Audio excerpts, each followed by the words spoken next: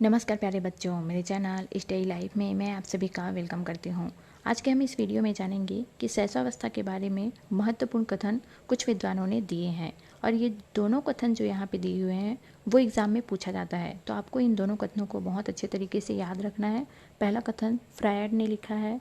Freud जिसे आप सभी जानते होंगे, मनोविश्लेषणात्मक सिद्धांत दिया था सिगमंड फ्रायड।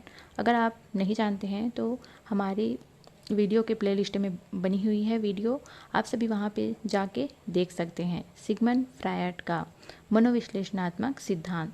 तो फ्रायड ने शैशवावस्था के बारे में कहा है कि मानव शिशु जो कुछ बनता है जीवन के प्रारंभिक 4-5 वर्षों में ही बन जाता है।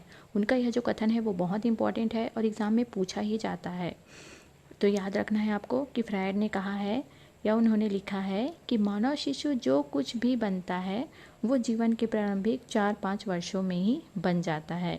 The little human being is fluently a finished product in his 4 और 5th ईयर।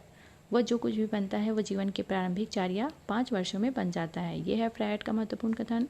नेक्स्ट है क्रो और को इन्होंने कहा है कि 20वीं शताब्दी को बालक की शताब्दी कहा जाता है।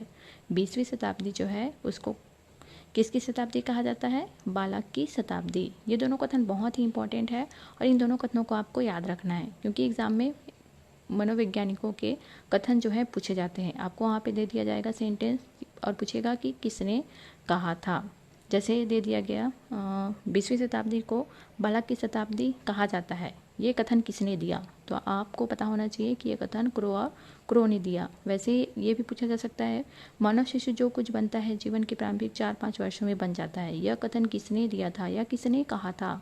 तो आपको याद रखना है कि यह कथन फ्रायड ने दिया था। फ्रायड के द्वारा दिया गया यह कथन है। धन्यवाद।